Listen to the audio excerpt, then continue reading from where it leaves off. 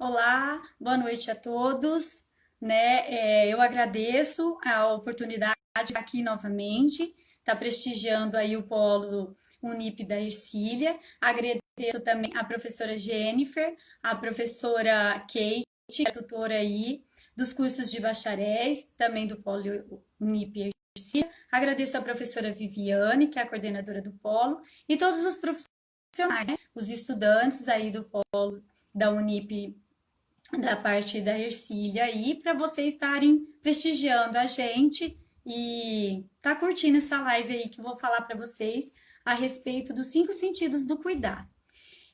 Eu gosto muito, né, de estar falando sobre essa parte de humanização, porque eu sou enfermeira, sou formada há 25 anos aqui pela Faculdade de Enfermagem, pela FAMERP, né, e eu tenho muito orgulho daquilo que eu realizo. E hoje eu estava pensando, né? Falei, gente, o que a gente poderia estar fazendo de melhor, de forma gratuita, para a humanização? E aí eu já tenho um certo tempo que eu trabalho com essa parte dos sentidos e ele é gratuito, né? É trabalhar com a parte neurológica e trabalhar com o sentimento, com os sentidos, com a parte sensorial. E eu acho que vale a pena, né? Porque você não precisa de nenhum recurso, né? Você tem tudo aí, os órgãos dos sentidos. E você pode estar utilizando ele de uma outra forma. E o que a gente pode pensar disso, né? Eu gostaria que vocês guardassem essa frase. Tem duas coisas que só trabalham quando elas estão abertas. Uma é o livro. O livro só funciona quando ele é aberto, para que a gente possa pensar as coisas. E a outra é o guarda-chuva. A gente só pode utilizar o guarda-chuva quando ele está aberto. E a mente da gente é assim. A gente tem que ter agora uma mente aberta. Por quê? Porque nós estamos numa situação de isolamento social. Então, o que a gente precisa? Ter uma mente aberta, uma outra forma de ver as coisas. Então, eu proponho para você nessa live uma outra forma de visualizar. Para isso, a gente não pode esquecer que a gente tem formas diferentes ou mesmo lentes diferentes de ver as coisas, né? Eu tenho um outro formato de ver, eu tenho 25 anos de formato, né? Eu tenho uma visão de enfermagem que vocês como estudantes não têm ainda. Eu já vi a longo prazo a minha formação, né, as minhas especializações, os meus cursos, as minhas capacitações. Então, hoje eu enxergo bem a longo prazo. Vocês já têm outra lente, né? Vocês precisam se capacitar, vocês têm uma visão de poder trabalhar, de ter essa experiência, de crescer, de desenvolver. Então, essa é a visão de vocês. Porém, hoje a gente vai falar dos sentidos e eu vou começar com ele, com a visão. A gente pode sim ver as coisas de uma forma mais divertida, de uma outra lente. E a gente pode sim sorrir mais. Quanto custa isso? Ele é gratuito.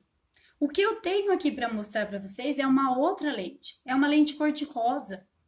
É uma lente divertida. É uma lente de sorrir mais, né? De ver além do leito do hospital e além da cama do paciente, porque eu também vou trabalhar em home care. Eu, quanto enfermeira de home care, que eu trabalhei 3 anos numa instituição aqui, eu não tinha visão da casa, pois eu aprendi a ter a visão da casa, né? E essa visão é uma visão intelectual, porque no hospital eu tenho tudo a todo momento. Eu tenho médico, eu tenho enfermeiro, eu tenho farmácia aberta, é pronta entrega ali. A visão que eu tenho do hospital, ela é diferente da visão do home care. Quem sabe trabalhar nisso, valoriza isso, né? Então, essa visão de conhecimento, essa visão intelectual, eu tenho que aprender a ter e a desenvolver isso. Você pode ver que esse óculos, ele não tem a lente. Então, a gente tem que aprender a trocar essas lentes gradativamente. Se eu estou no hospital, eu tenho uma visão. Se eu estou em casa, eu tenho outra visão. né? E como eu me vejo, né? Eu tenho que melhorar essa forma de ver. Hoje eu estava falando com uma professora, a professora falou: olha, eu tô desgastosa, tô cansada, tô com isso. Aí eu falei até para ela na reunião, falei: olha, quem tem que saber o quanto você é profissional e avaliar qual é a sua profissão, né?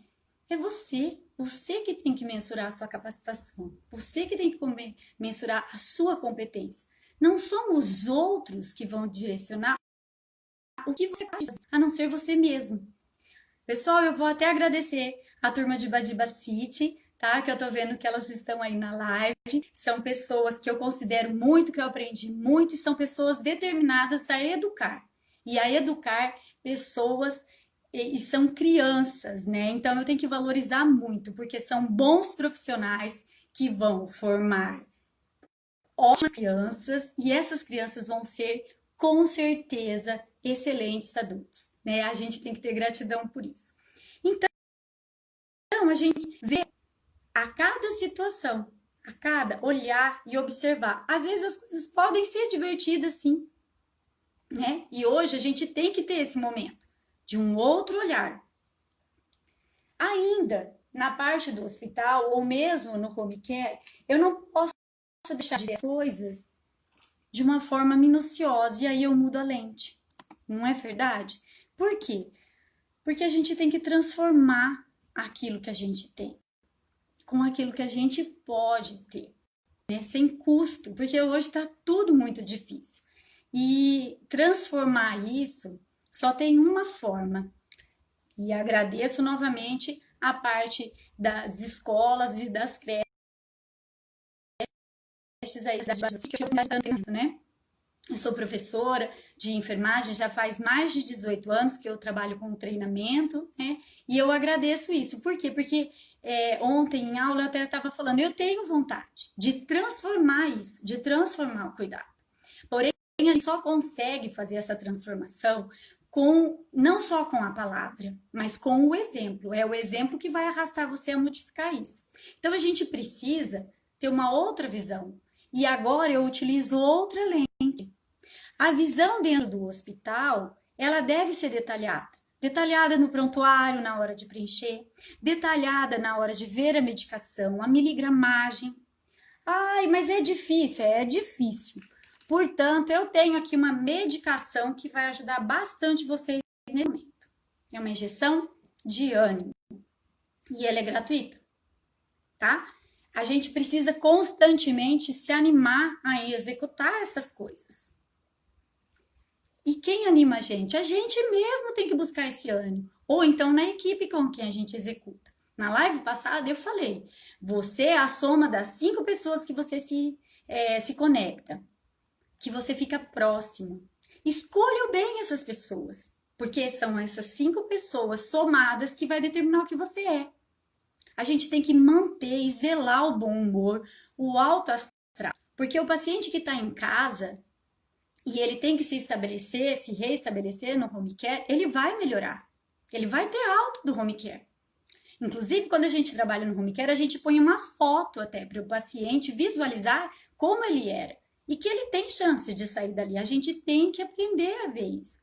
Assim como nós vamos sair da situação de isolamento, nós vamos ter novas oportunidades de emprego e a gente vai poder trabalhar de uma forma diferente, com uma outra visão.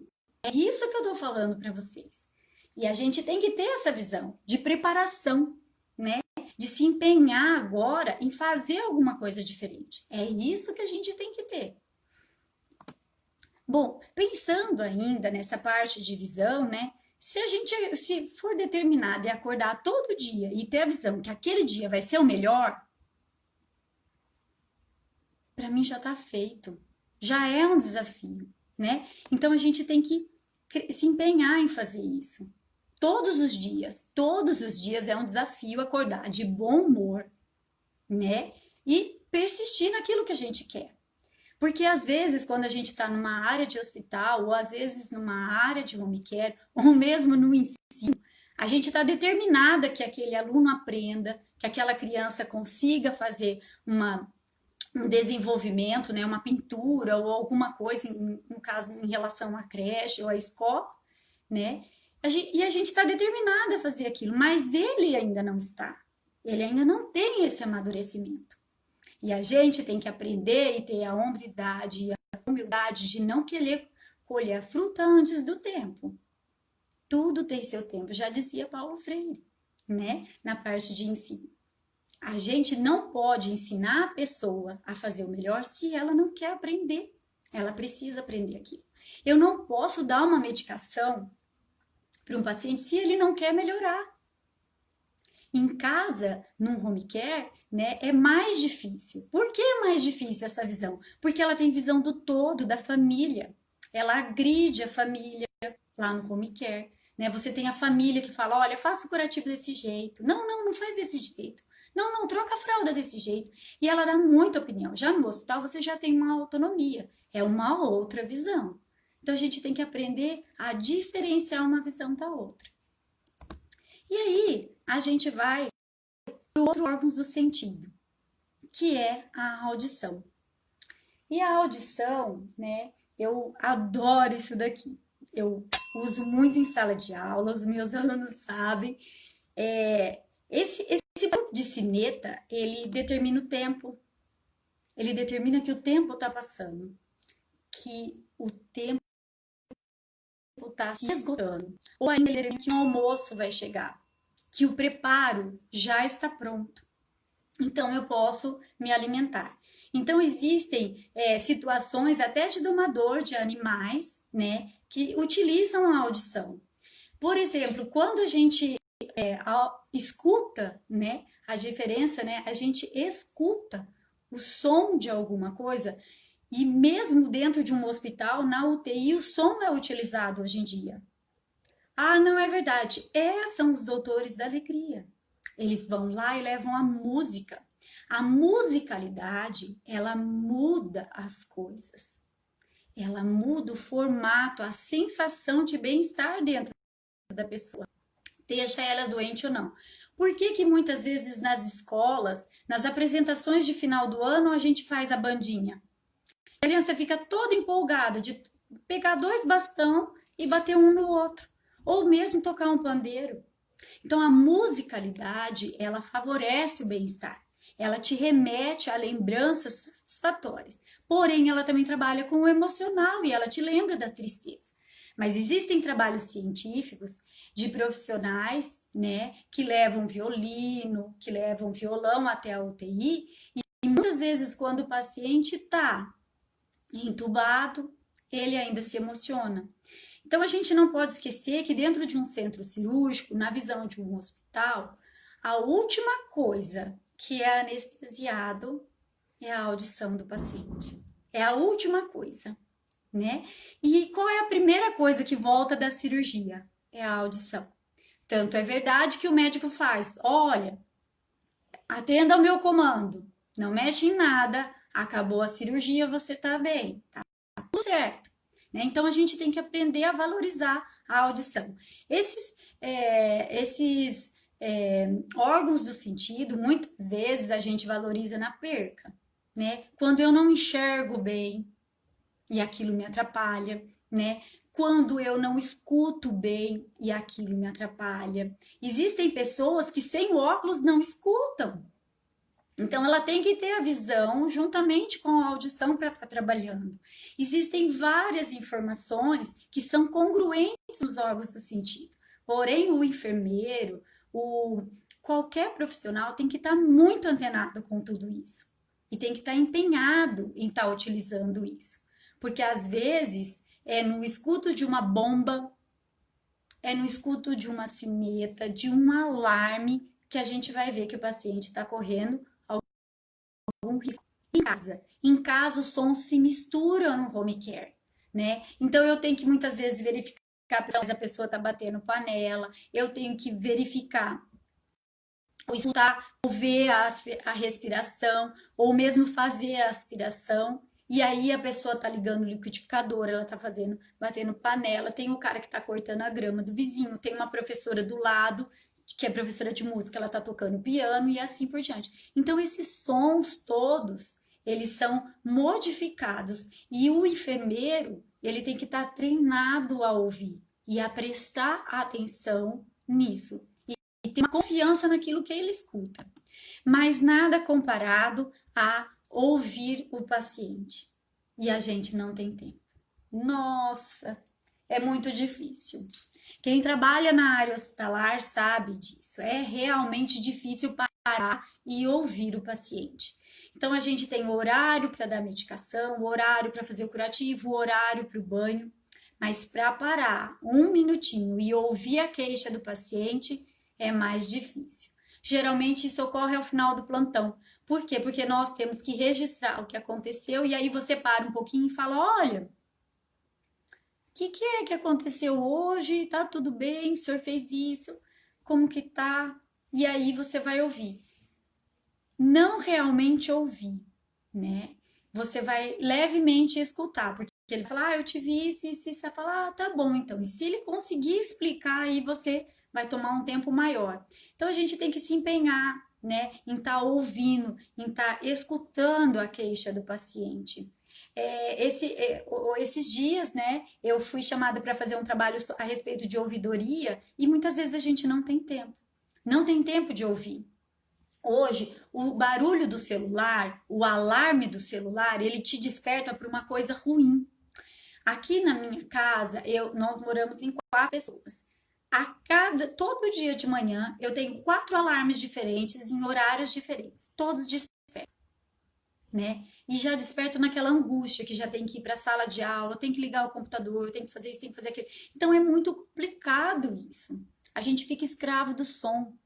E era bom, né? Que nem, voltando à sineta, eu tive a oportunidade de estar fazendo meditação por alguns dias aqui e ela tem a sineta.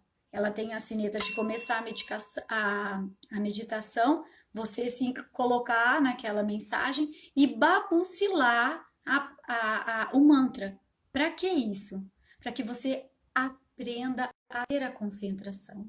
A audição é de extrema importância, isso é de muita importância, né? E a gente não valoriza isso. E dentro do hospital eu tenho vários alarmes que fazem isso. Porém, eu tenho várias pessoas, né, que fazem o quê? Tiram o alarme. Ah, não é possível. Tira. Ela tira o alarme porque aquilo estressa ela a todo momento. Então, o alarme da bomba de infusão, o alarme, eu trabalhei em serviços de hemodiálise, o alarme da bomba de hemodiálise, né? Toda hora apitando, toda hora informando alguma coisa, ou que travou a bomba, ou que a linha arterial está obstruída, ou o sangue não está fluindo, o fluxo, ou o soro que estava passando não acabou, e assim por diante. Então, a gente acaba estrafando tanto, com tanta estrafa, que acaba tirando o alarme. Né? O alarme de um oxímetro, o alarme de uma incubadora, né? Então, são barulhos que às vezes o ouvido da gente vicia e a gente quer cancelar. Então, a gente tem que parar com isso, né? A gente tem que treinar o nosso ouvido a ouvir mais o outro e a se ouvir, a aprender a conviver dentro de você. Lembra que eu falei que o guarda-chuva e o livro ele tem que estar aberto? A mente nossa também, né? Então, escutar o outro. E hoje, no dia a dia, a gente tem uma coisa que não facilita, que é o celular e o áudio. Às vezes a gente quer se justificar tanto, explicar tanto e vai mandando vários áudios. Porém, o áudio não tem uma informação congruente, né? Você muitas vezes faz um áudio onde você dá uma interpretação dúbia daquilo que você quer. E a pessoa não sabe o que você falou. Então, às vezes, a gente tem que fazer um áudio e falar, olha, afirmando, eu estou indo almoçar em casa. Não, a gente faz um áudio. Olha, eu vou almoçar. Será que vai ter almoço? Você vai fazer ou não vai fazer? E você termina um áudio com uma pergunta. Você não está o tempo todo respondendo aqui. A gente tem que ter uma comunicação assertiva. O que é essa comunicação assertiva? Menos é mais. Quando a gente vai trabalhar num call center, quando a gente vai atender uma mãe que está chorando, quando a gente vai atender uma criança que está chorando, quando a gente vai atender alguém que está angustiado, nervoso, ou mesmo num velório, às vezes não há nada para falar, apenas ouvir. Ou ainda um toque, né? Que a gente vai falar depois do tato. Entende? São coisas simples. Quanto custa isso? Pouco, gratuito. Só precisa que você tenha essa disposição em ouvir. As pessoas que estão dispostas a ouvir hoje são realmente pessoas diferentes. São pessoas que realmente se importam. Porque não é fácil viver num mundo de angústia, de muita gente com depressão, triste, uma tristeza grande e não poder falar, porque a pessoa não tem oportunidade para ouvir. É importante que você treine as crianças a ouvir. Ah, isso não acontece. Acontece. Porque o que acontece hoje dentro de uma sala de aula acontece no Meeting, acontece no Google, acontece na plataforma Teams, acontece na plataforma Zoom e acontece em todos os lugares, menos aqui, né? Na live que a gente tá, que mais é um monólogo e eu vejo vocês curtindo, entrando, saindo, aumentando as pessoas, mandando as informações aí pra gente, né? Mas aonde eu tenho uma comunicação assertiva, as pessoas não param para ouvir, são todas falando ao mesmo tempo. E elas não têm a paciência de ouvir. A angústia é tão grande que elas não têm a paciência de ouvir. Existem pessoas que a gente faz até uma experiência em trabalhos mesmo, né? Eu já fiz várias vezes. Quando você entra numa sala e a gente vai dar um treinamento, geralmente a gente borrifa um cheiro e põe uma música para que a pessoa, a hora que entrar na sala para receber o treinamento, ela sinta o aroma e escute a música. Muitas vezes, não é uma vez, são várias vezes que aconteceram isso. As pessoas não sentem o cheiro, não sentem o cheiro da sala e escutam só a música. E depois de um certo tempo, se aquela música for relaxante e ela não está naquele padrão, ela vai ficando angustiada. Existem alguns trabalhos, né, que a gente até sabe disso, e eu utilizei isso quando a criança chora, né, e ela tá angustiada, ou de fome, ou nervosa, ou com dor, o que acalma é a batida do coração. E aonde ela fica mais próxima é durante a amamentação. Então, é durante a amamentação que a criança fica próximo ao seio da mãe, recebe o alimento, acalma, porque ela vai receber a endorfina através do leite materno, né? E com o batimento cardíaco da mãe, ele vai se empenhando em acalmar o bebê. Então, o som acalma, sim, né? E ele é um diferencial. E existem situações que por que você se agride tanto de ouvir sons que te deprimem, te chateiam, te emocionam e não te engrandecem? Eu vejo várias, não são poucas pessoas, não, são muitas pessoas em vários lugares que eu vou, né, de culto, de igrejas, que fazem uma prece invejável, porque tem um dom de cantar, um timbre de voz e um louvor que enaltece a gente, né? E eu fico, assim, muito grata da pessoa ter essa oportunidade de fazer isso e fazer muito, mas muito bem feito. Tem gente que canta louvor maravilhosamente, né? Então, isso é importante valorizar. E além disso, a gente tem também a parte, não só a parte de saber ouvir, mas falar para vocês também do olfato, né? Do cheiro. Eu tenho uma coisa que eu costumo trabalhar, inclusive já fiz em vários lugares, um sachê. É muito importante fazer isso. E ele é bem simples.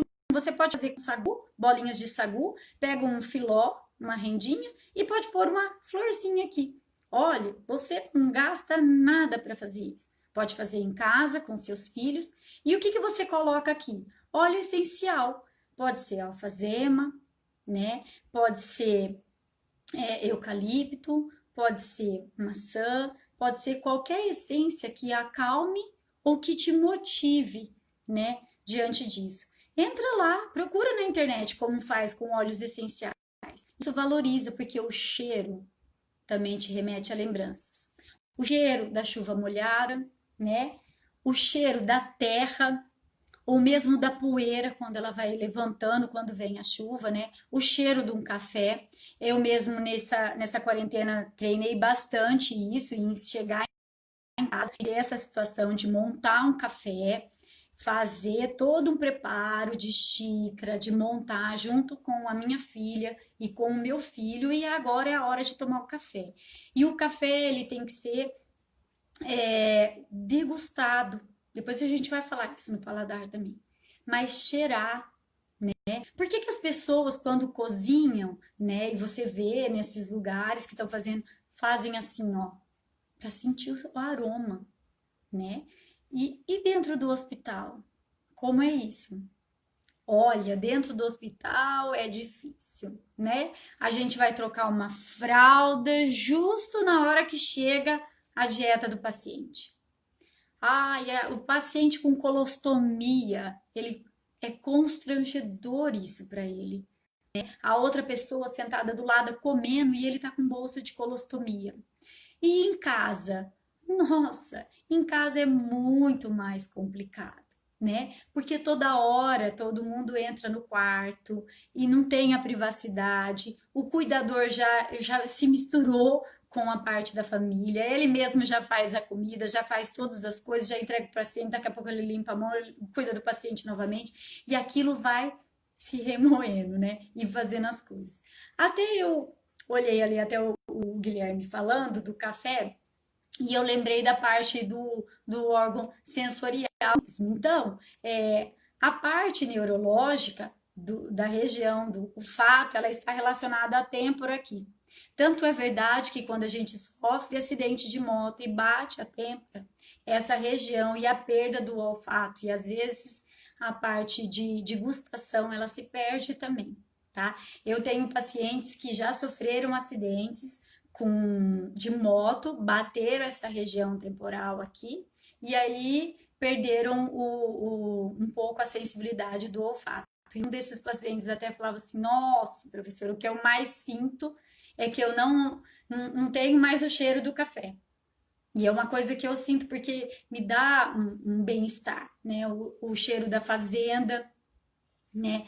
O cheiro de doce, o cheiro da comida feita, né? Então tem muita coisa no olfato que é importante. E ele sempre vai trazer as lembranças, né? São coisas boas, as fragrâncias. Eu lembro até de uma situação que eu trabalhava num serviço de hemodiálise em Campinas e tinha uma enfermeira e ela passava um perfume de manhã, quando a gente chegava assim, né? Lá em Campinas é um tempo mais fresco, tudo. É isso aí, é muito importante. É verdade. Mesmo nos últimos momentos, se a gente canta para o pai da gente, né? A gente até se emociona disso, mas é importante a audição. Muito bom. E ela chegava assim no serviço de hemodiálise e ela chegava com um perfume que era assim, um frescor, um perfume mais assim cítrico, assim, não é um perfume doce, mas é um perfume de frescor. E ela chegava sempre com o cabelo bem molhado. E ela tinha o nome, até vou falar, né? Porque da cidade de Campinas, ela chamava-se Santina. Então, os pacientes faziam assim, no serviço de hemodiálise, num serviço num serviço que tem um monte de quantidade de produtos fortes, né? Aí eles faziam assim, ó. Gente, a Santina chegou. Ai, a enfermeira já chegou. A enfermeira já chegou. Ai, como vocês sabem? Ah, olha o cheiro dela, né? E o cheiro é tudo. O cheiro é tudo, porque as crianças, ela acha pelo cheiro, né? Mas não é verdade? É verdade. Quando a criança e o recém-nascido está chorando, está com dor ou com fome, o que você faz para ele ficar quietinho? Embrulha ele na roupa da mãe. Ele sente o cheiro e com aquele embrulho ele se sente seguro. Ele para de chorar. Então é importante o cheiro e a gente tem que valorizar. E dentro do hospital, dentro da casa, a gente tem que valorizar o cheiro. Porque lá no hospital é através do cheiro que você vai determinar se o paciente está bem ou não está. O cheiro de mielena é diferente, né? O cheiro de vômito, ele é diferente. Ele é um cheiro forte, e aí você vai determinar se o vômito é um pouco mais alto ou um pouco mais baixo. Será que essa digestão tá atribulada aí do paciente? Está diferente? A gente tem que aprender a sentir e usar o olfato. E a gente só lembra dele quando ele está entupido, né? Não é verdade? Na época do resfriado, que você não respira, hoje eu estava dando a parte de respiratório no período da tarde, até os meninos falaram assim, nossa, professor, e o oxigênio? O oxigênio é caríssimo dentro do hospital. Olha que na minha casa é gratuito, né? Então, dentro do hospital, ele é caríssimo. Por isso que a gente tem que prestar atenção nisso. E a gente não vai conseguir valorizar tanto o olfato hoje em dia, né? Hoje nós estamos de máscara, então a gente cheira plástico, a gente cheira papel de TNT, a gente cheira tecido, né? Por quê? Porque nós somos privados pela nossa segurança. Então, esse cheiro, né, que é a máscara que a gente utiliza hoje, né, no isolamento com Covid, ele é um cheiro do quê? De segurança, né? Então, hoje a gente valoriza outros cheiros. Então, a gente tem que ter uma visão de segurança e um cheiro de segurança. A máscara não é para usar com o nariz por fora. A máscara é para ser usada com a proteção do nariz e da boca. O que aconteceu com isso? A comunicação se foi. Então, o formato de eu falar, o jeito que eu falo, os meus dentes não são vistos. Hoje eu fui numa reunião e tive que conversar com algumas pessoas. Tinha uma hora que eu inalava, eu visualizava mentalmente que a máscara entrava e voltava, né? Então a gente não está acostumado, e aí a pessoa ainda tem que conversar com a gente de óculos. Isso é muito difícil. Então, o que a gente pode fazer para melhorar isso? O que a gente pode fazer? Se agora o momento é de segurança, faça. Isso mesmo, é verdade. Eu até já vi isso também.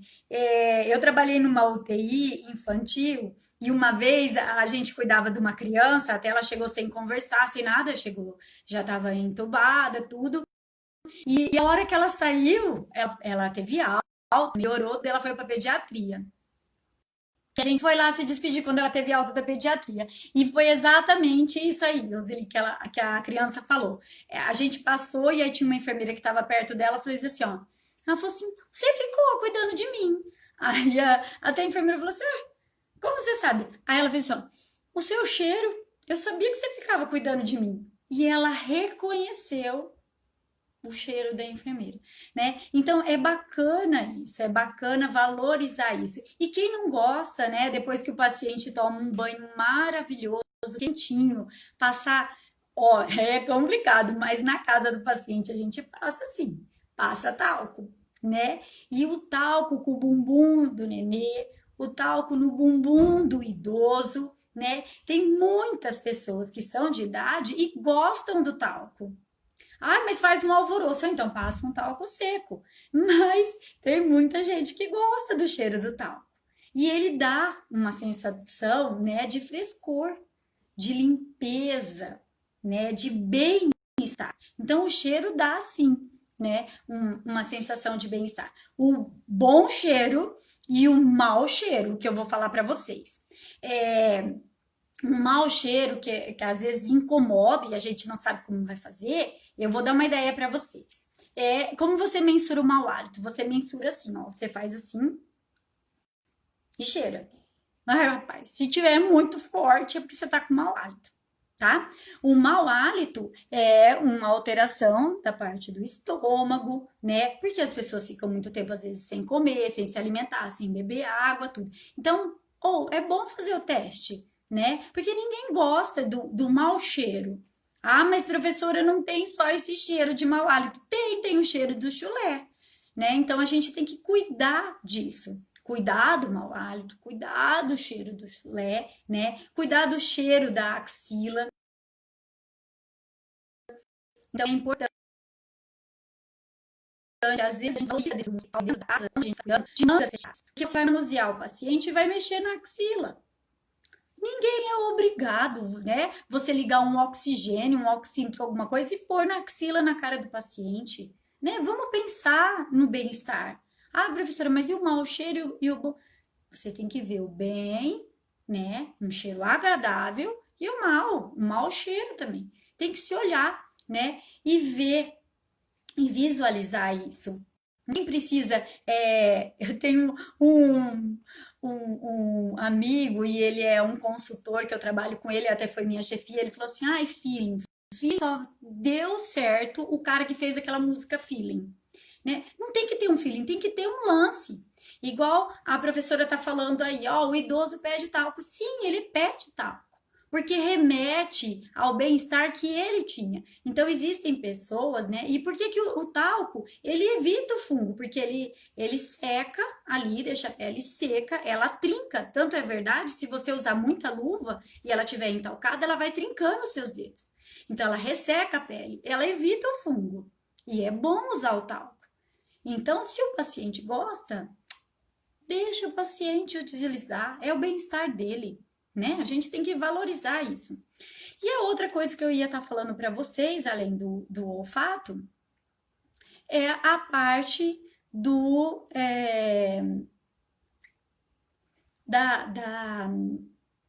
paladar. Eu gostaria de estar falando agora, no finalzinho aí, pelo paladar. O que a gente tem que ver no paladar? Ah, existem coisas que proporcionam sim um bem-estar. Um bem-estar muito bom é o mel. Hoje eu estava falando na sala de aula também, e ontem eu acho que eu falei a respeito do mel, né? O mel, hoje eu falei com uma aluna, a menina falou assim: professora, pode a gente estar chupando própolis ou algumas gotinhas de própolis? Sim, o própolis favorece, mas ele é preventivo. Só que uma coisa que vocês não sabem é que o mel, ele libera essa parte de serotonina, ele dá uma proporção de bem-estar muito grande, né? E ele possui componentes nele que dão uma sensação de bem-estar. E o mel é super barato. Onde que você compra? Você compra na farmácia o mel. O que você vai fazer? Pô, pega aquelas cápsulazinhas, né? De mel e fica chupando aquilo lá é uma delícia. Lava bem o plástico, dá um banho nele de álcool gel, né? E chupa aquele plastiquinho, né? E as crianças adoram. O mel, ele libera a serotonina e ele dá uma proporção de bem-estar. Uma outra coisa que favorece a parte neurológica também é a água, né? Você pode fazer uma água, não precisa ser morna nada, não. Uma água natural, logo pela manhã, você pode colocar meio limão, meio sumo de limão ali e uma colherinha de mel. O que acontece? O limão, ele é muito, muito ácido. E essa acidez dele, ele vai funcionar como um tranquilizante no sistema nervoso central. Olha, quem não tem um limão em casa, minha gente? Qual a possibilidade de você fazer isso e poder dar isso para um paciente? Para ele ficar mais calmo e tranquilo. Não, vamos encher ele de medicação. Existem, e eu assim valorizo os meus alunos que fazem trabalho sobre isso. Eu tenho várias alunas que estão interessadas em fazer e dar essa oportunidade para que o público entenda que existem sim comida, a alimentação e raízes ou mesmo sementes que são naturais e que favorecem o bem-estar do idoso, da criança, né? A gente tem que valorizar isso. E vai se perdendo, isso é gratuito.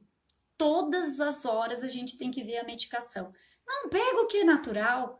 Pega aí. Muitas vezes as pessoas não sabem o que o talo do alface faz. O talo do alface é um calmante natural.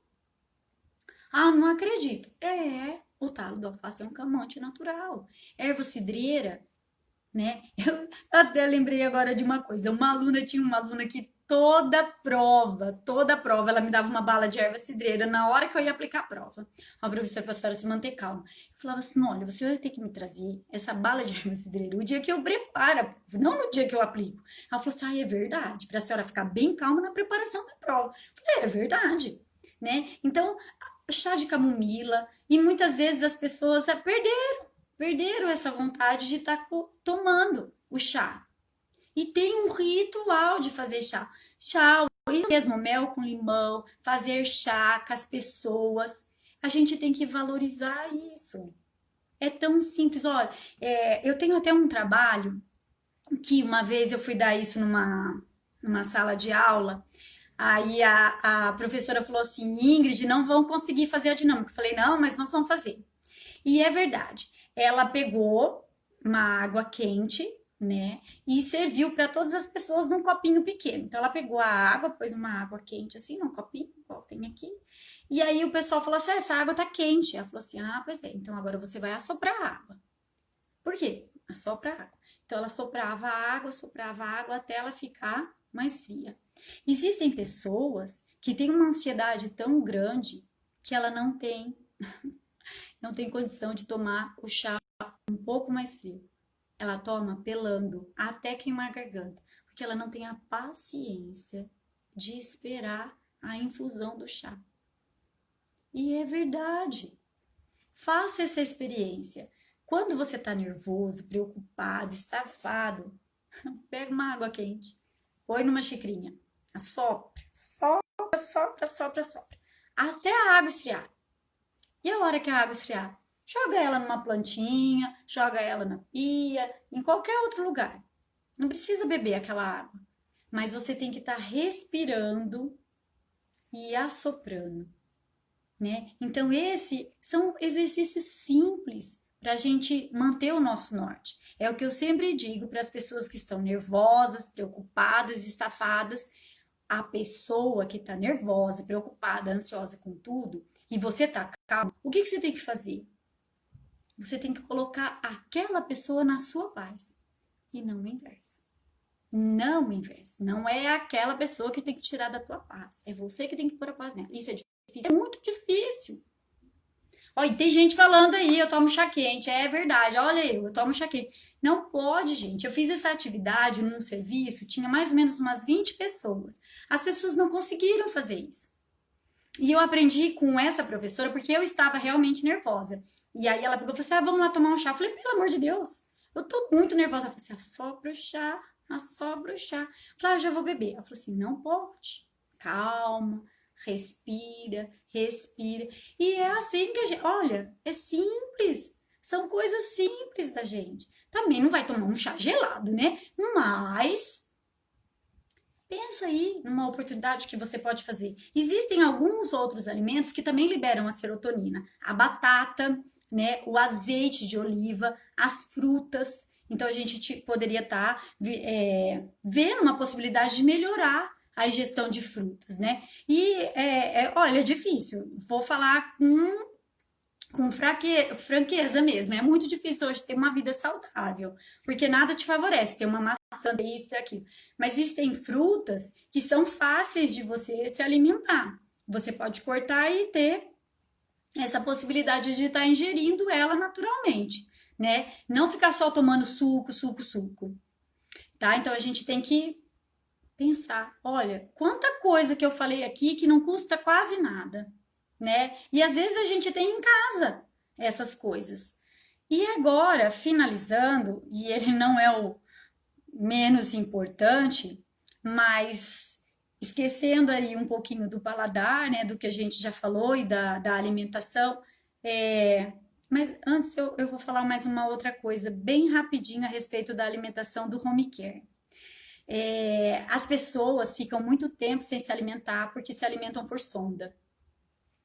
Então, a parte da alimentação, né, ela fica com uma boca, ela fica com a boca bem saborosa, tudo, com aquelas placas brancas, um mau hálito muito grande, o paciente, tudo fica, e ele fica sem aquela sensação de se alimentar.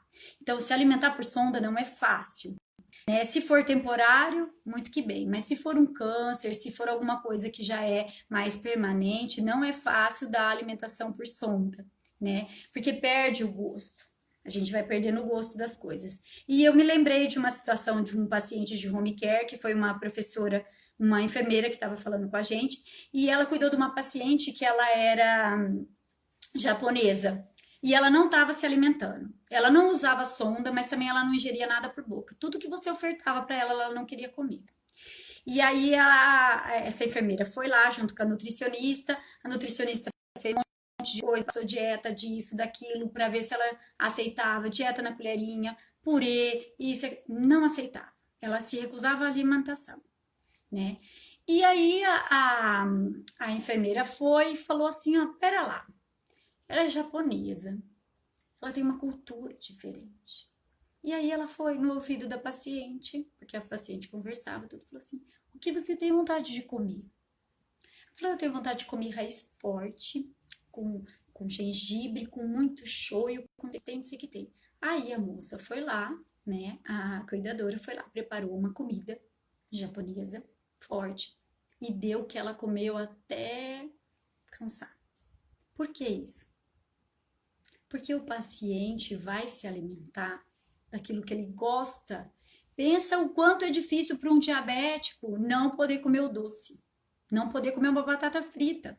Pensa o quanto é difícil para um paciente que tem pressão alta não poder comer pizza, não poder comer mortadela, né? Então, são essas coisas que a gente tem que estar vendo. Existem pacientes que têm vontade de comer sorvete, existem pacientes que têm vontade de comer alguma coisa. Por que você não oferta isso, né? No hospital. Ah, o paciente não está se alimentando, tá ruim, isso, aquilo. Pera lá, o que é que ele gosta de comer? Né? Então a gente tem que valorizar a alimentação. Às vezes, que nem a gente estava conversando com uma aluna, né? Veio sopa fria para a mãe dela comer. Poxa, a sopa já é difícil, para quem não gosta, né? Tem gente que gosta de sopa, mas tomar uma sopa fria, gelada, no final da noite no hospital não é fácil. Dá uma alimentação que seja adequada para ele, porque é só aquilo que ele vai ter. E um soro, né? Então a gente tem que pensar nisso também. E aqui dentro de casa a gente tem que valorizar a nossa alimentação bastante, porque antes a gente se alimentar com uma comida saudável do que um monte de comprimido, né? Hortelã, perfeito. Adorei a sua colocação. O hortelã é ótimo. Ele ajuda com verminose, ele ajuda na digestão. Existem situações que a gente tem que recorrer para os antigos. E é facinho de fazer um chazinho de hortelã. Minimamente você vai até o final aí da casa do paciente, já pega 3, 4, 5 folhinhas de hortelã, mistura com uma cidreira, que ela tem um cheiro maravilhoso, põe aí numa infusão, dá um chazinho para ele, ó, vai acalmar, vai dormir. E tá certo que também, né, você vai virar ele para direita, vai virar ele para esquerda, vai eliminar um monte de gases aí, mas às vezes é isso que tá incomodando, como incomodava a criança também, que a gente sempre fala para aquecer a barriga, né, para melhorar isso. Então a gente tem que valorizar isso. E agora, finalizando aí o toque, que a gente tem pouco tempo aí, o toque, né, o tato. E a gente tem, eu até lembrei uma coisa na hora de conversar, a gente tem que ter muito tato hoje para conversar, né? As pessoas estão muito sem paciência, estão muito angustiadas, então a gente precisa tomar cuidado com o que a gente fala, né? Existem palavras na parte de religião que a boca pronuncia do que o coração tá cheio. A gente sabe disso. E a gente tem que aprender, né, que às vezes as pessoas não estão preparadas para ouvir aquilo. Então a gente tem que ter um tato para estar conversando. E às vezes é melhor nem falar nada. Apenas o toque. Existem estudos científicos que falam sobre o toque terapêutico, né? O toque da imposição das mãos, né? E a gente usa realmente, a enfermeira, o médico usa para a propedêutica, né? É através do som e através da palpação que a gente vai aprender a visualizar uma doença ou não. E é pelo tato, que hoje a gente pode manter uma infecção próxima da gente ou distante da gente. Então, as mãos, ela atrai a sujeira, entre os dígitos atrai a sujeira. Então, o toque, ele deve ser, sim, um toque de segurança. Qual é o toque de segurança? Evitar agora o abraço, né? Evitar beijar. Hoje eu fui fazer um trabalho, fazia até um tempo que eu não via o pessoal, e eu fiquei constrangida, porque a hora que eu cheguei assim para cumprimentar, não sabia como cumprimentar. E aí ele apenas se levantou, né? O médico que eu vou fechar um trabalho com ele tudo agora, ele falou assim: olha, Ingrid, eu não posso dar a mão, eu tô de máscara e não dá pra gente conversar. Olha, por respeito, eu vou só levantar, porque não tem como a gente se tocar. Eu falei assim: é verdade. Então, o toque hoje, ele é um toque de segurança, né? Um toque enluvado. Difícil isso. A gente vai pôr a mão num plástico, né? Mas é um toque enluvado. É um toque de proteção, é um toque de temporário, né? A gente vai acreditar que é um toque temporário, sim, porque todas as vezes que a gente toca no paciente, cuida do paciente, o maior contato é melhor. Por quê? Você vai ver se a pele tá fria, né? Você vai ver que a pele do idoso é fininha. Então a gente tem que tomar muito cuidado com isso, tá? Outra coisa que a gente vai falar a respeito do toque, e não é diferente, né, da parte da criança, né? Ah, é verdade, é verdade. Quando você vai dar banho num recém-nascido, num bebê, ele fica muito choroso quando ele está de frente. Quando ele está na região de frente, assim, ó, ele fica muito choroso. O que você faz para a criança parar de chorar? Você põe os dedos e aí ele fecha a mão. Quando ele fecha a mão, ele se sente seguro, que ele não vai cair. Tanto é verdade que quando você vira o bebê e põe ele de bruço, ele segura nesse dedo, que aí ele fica aqui no dorso e aqui. E aí ele fica no formato de concha, se remete ao útero, então ele lembra dessa posição intrauterina e ele para de chorar. Então todo mundo precisa do toque. Quem nunca, quando andou de avião, segura na mão de alguém, até de desconhecido? E o medo de cair? E o medo que aquela turbina vai? Pelo amor de Deus, a gente segura, né? Então, e muitas coisas a gente fala, em músicas a gente fala, segura na mão de Deus, não é? Sim, então a gente tem que ter essa segurança. E dentro de uma UTI, conversando com pacientes idosos, com pacientes que agora estão apreensivos, nervosos, em casa, ou mesmo dentro de uma instituição de longa permanência, que eu tenho profissionais hoje, que eu trabalho, eu dei vários treinamentos na instituição, né, lá de Santorini, lá perto de Águas, na cidade de Águas da Prata, perto de Campinas, por todos os lugares que eu dou a consultoria e dou treinamento, é muito importante o toque, essa terapia. É importante também dentro da sua casa executar o toque. Por quê? Porque esse daí não está proibido. Faça chantala nos seus filhos. Faça chantala. O que é essa chantala? Entra na internet, vai ver o que é. Mas não custa nada. Só a sua disposição de passar um olhinho na mão e fazer uma massagem. Né? Isso não custa nada. Nem no paciente de home care. E a gente faz massagem de conforto. A gente melhora isso e proporciona esse bem-estar. E eu queria até finalizar com vocês que uma frase da parte do Cortella, que na verdade, o que a gente. É tão simples, né? As coisas que você se perde se você guardar. Uma é o conhecimento. Eu sou muito grata por ter o conhecimento e por proporcionar para vocês esse conhecimento. O pouco e o tanto que vai divulgar. Porque eu tenho certeza que a partir de agora, quando a gente desligar, vocês vão mudar os hábitos de vocês e vão valorizar os seus 5 sentidos. Eu tenho certeza que isso vai acontecer. Então, duas coisas que Cortella fala. Se você não compartilhar o conhecimento, o que você vai ser? O que você vai fazer com tanto conhecimento? Se você não compartilha, ele vai se perder. Não adianta guardar conhecimento. Ele tem que ser divulgado. E a outra coisa é o afeto. Se você não falar eu te amo, de que adianta você guardar? Eu sou uma pessoa que falo te amo toda hora. Toda hora eu falo. Ai, eu não posso ficar declarando meu afeto. Ai, eu não posso falar que eu te amo. Não posso. Por quê? Porque isso é gratuito. Isso é um exercício. O exercício de sorrir, o exercício de ver coisas boas, aonde não existem coisas boas, né? O exercício de treinar e ver coisas divertidas, isso é um treinamento. Isso é um treinamento. Ver o mundo cor-de-rosa é treino hoje em dia. Não é para pessoa fraca, são para pessoas fortes, são para pessoas determinadas, são para pessoas que querem mudar realmente. E aqui, só para encerrar, eu tenho um livro que eu adoro, né? São 100 Segredos das Pessoas Felizes. Foi da onde eu tirei toda essa live. E esse livro aqui, que eu falei, que são a parte de marketing pessoal, venda seu peixe. Você vai ser um profissional daqui a um tempo. Venda o seu peixe de home care. Como você é bom para trabalhar e o que você vai trabalhar.